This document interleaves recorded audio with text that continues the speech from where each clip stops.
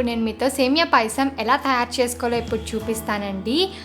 ఈ ప్రొసీజర్ కనుక మీరు ఫాలో అయ్యారంటే సేమియా పాయసం చిక్కపడకుండా చాలా టేస్టీగా వస్తుంది.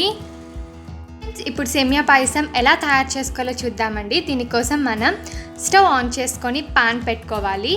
పాన్లో 2 టేబుల్ స్పూన్ గీ యాడ్ చేసుకోవాలి. 2 table spoon or 1 table spoon add చేసుకున్నా సరిపోతుంది.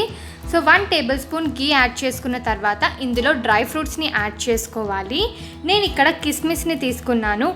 మీకు నచ్చిన డ్రై ఫ్రూట్స్ ఏవైనా మీరు యాడ్ చేసుకోవచ్చు. ఈ డ్రై ఫ్రూట్స్ అనేవి కొద్దిగా ఫ్రై అవ్వాలి.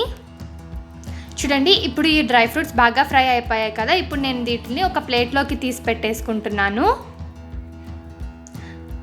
అదే గిన్నెలో మనం సేమియాని కూడా వేయించుకోవాలి. అందుకోసం నేను 1 కప్ సేమియాని తీసుకున్నాను.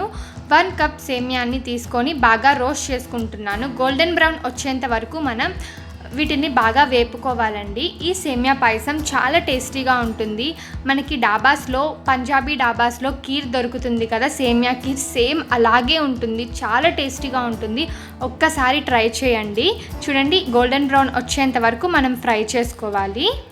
ఇప్పుడు గోల్డెన్ బ్రౌన్ వచ్చేసాయండి. సో నేను ఈ సేమియాని ఒక ప్లేట్లోకి తీసి పక్కన పెట్టేసుకుంటున్నాను.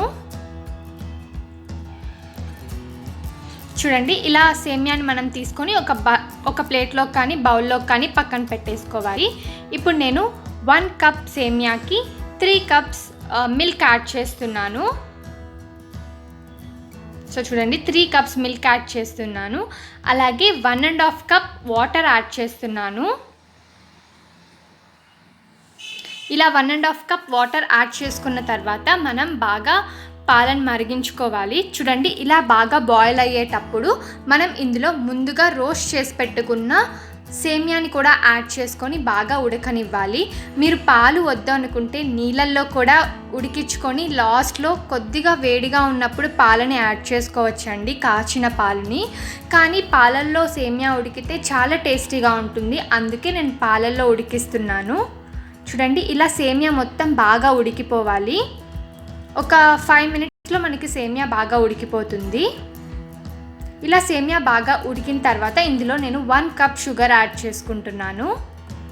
చూడండి, 1 కప్ షుగర్ యాడ్ చేసుకున్నాక దీన్ని బాగా మిక్స్ చేసుకోవాలి. ఇలా బాగా మిక్స్ చేసుకొని ఇంకొక 2 మినిట్స్ పాటు బాయిల్ చేసుకోవాలి. ఇలా బాయిల్ చేసుకున్న తర్వాత ఇందులో నేను ఇలాచీని యాడ్ చేసుకున్నాను. నేను చిన్నగా కచ్చా పచ్చాగా దంచి యాడ్ చేసుకున్నాను. మీరు పౌడర్ కూడా యాడ్ చేసుకోవచ్చు.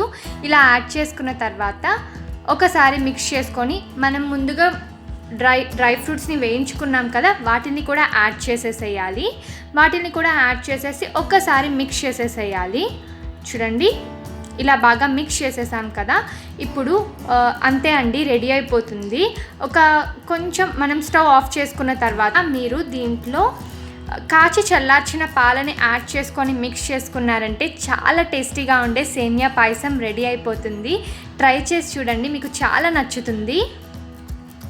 మనం లాస్ట్లో పాలని యాడ్ చేసుకోవడం వల్ల ఈ సేమియా పాయసం ఎంతసేపు అయినా చిక్కబడదండి, చాలా టేస్టీగా ఉంటుంది. మీరు ఇలా ట్రై చేసి చూడండి. కానీ మీరు నీళ్ళల్లో ఉడికించే బదులు సేమియాని పాలల్లో ఉడికించి చూడండి, టేస్ట్ చాలా చాలా బాగుంటుంది. సో ఈ వీడియో మీకు నచ్చింది